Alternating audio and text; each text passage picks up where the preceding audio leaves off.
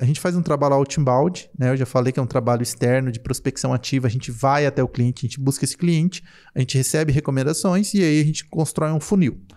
Então, toda semana, o vendedor ele tem um número de nomes para fazer a ligação. Então, o primeiro indicador que a gente avalia é quantas ligações foram realizadas. Dessas ligações que foram realizadas, tem um segundo indicador.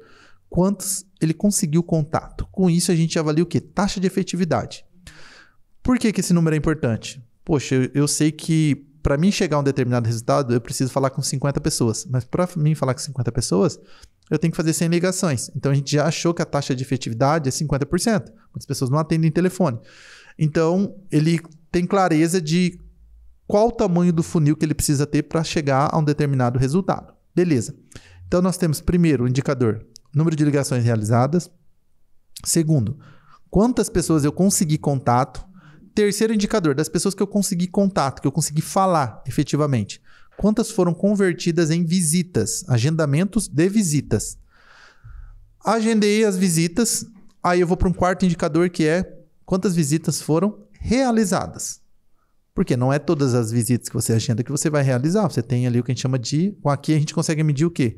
Duas coisas. Primeiro, número de visitas. Quantas pessoas eu consegui falar? Versus quantas pessoas eu consegui agendar? Eu tenho a taxa de conversão de telefone em visita. E aí a gente vai avaliar se essa taxa de conversão ela é uma taxa adequada, se ela está muito abaixo. Se está muito abaixo porque está tendo algum erro ali no script, no processo de venda, a gente corrige. Então é importante medir isso. Então, das visitas realizadas, agendadas, quantas eu consegui realizar? Aqui a gente vai medir o quê? Taxa de delay. Ou seja, eu estou agendando 20 visitas e estou realizando 10. 50% de delay é aceitável ou não é aceitável? Se é aceitável, ok. Se não é, você vai entender onde o profissional está errando. Das visitas que eu realizei, quantas eu converti em vendas? É outro indicador. Né? Visitas realizadas e depois vem vendas convertidas. Para a gente avaliar o quê? Taxa de conversão em vendas. Né? Então, aí a gente vai avaliar. Poxa, eu fiz 10 visitas e converti 2 propostas. 20% é uma taxa de conversão aceitável, não é aceitável? Aí você vai tomando suas decisões ali de ver se está dentro ou não para ir ajustando. Outro indicador que a gente avalia. Qual o valor da venda? Porque o número de propostas que aquele vendedor vende versus o valor da venda, nós temos o quê? O ticket médio. Tá? Então, aí a gente tem o ticket médio. E um outro indicador que a gente avalia também é o número de recomendações por visita que o vendedor pega na visita. A gente já sabe o número que ele precisa ter para conseguir encher o funil dele para a semana seguinte. Então, no nosso modelo de negócio, o próprio vendedor que monta o funil de vendas dele da semana seguinte, dentro desse canal que a gente está atuando, né? Que é o canal de prospecção ativa.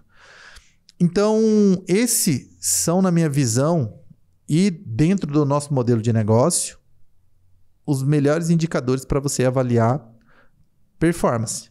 E performance você vai avaliar em cima do quê? Número de ligações agendadas versus número de visitas realizadas. Né? Aqui são os 2 indicadores chaves para você avaliar. E no nosso caso também, o número de recomendações que ele pega por visita, porque se ele pegar muito abaixo do número que a gente já tem determinado, ele não vai conseguir encher o funil dele da semana seguinte. E aí ele vai ter dificuldade no futuro. Então, no nosso caso, a gente não gerencia muito resultado. Lembra que eu falei disso no episódio anterior? A gente gerencia performance.